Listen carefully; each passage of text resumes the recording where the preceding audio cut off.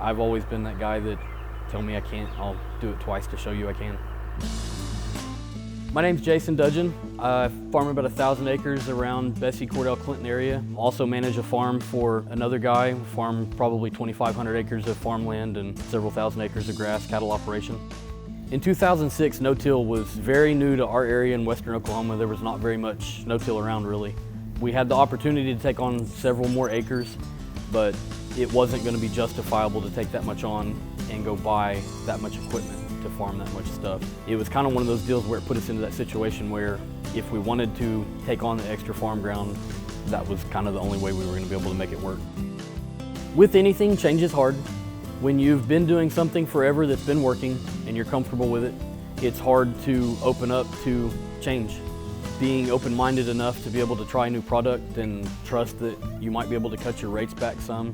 When we first started no-till back in 2006, everything about it was new to this area, so I've just really been open-minded.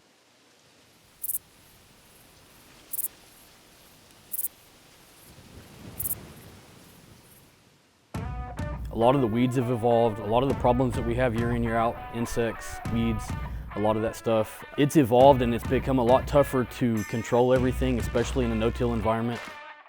Our profit margins have gotten a lot smaller. You've got to be a lot smarter with how you take care of things. You don't have a lot of room for error anymore. With no-till, you need your soil to be alive. The more you work it, the more you plow it, you're just keeping your ground dead. With no-till, you can't do that. You've got to have healthy soil. And that's where the microbes come in. The more soil activity you have, the healthier your soil is going to be.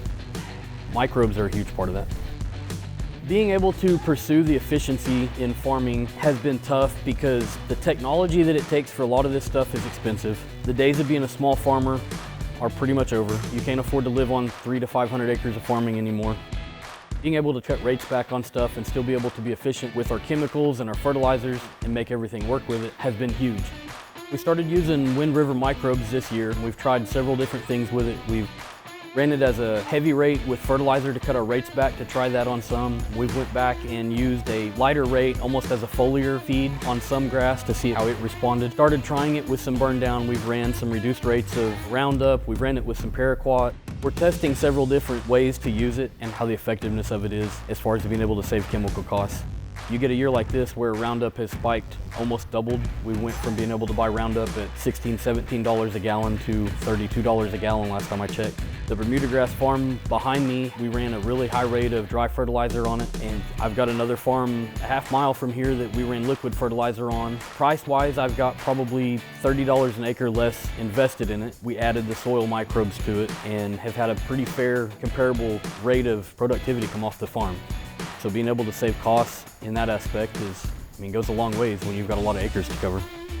With fertilizer prices so high right now, what normally would have cost us $50 to $55 an acre, we're looking at $75 or $80 an acre for fertilizer. I think treating seed, planting a bushel and a half is costing us somewhere around $12, $13 an acre.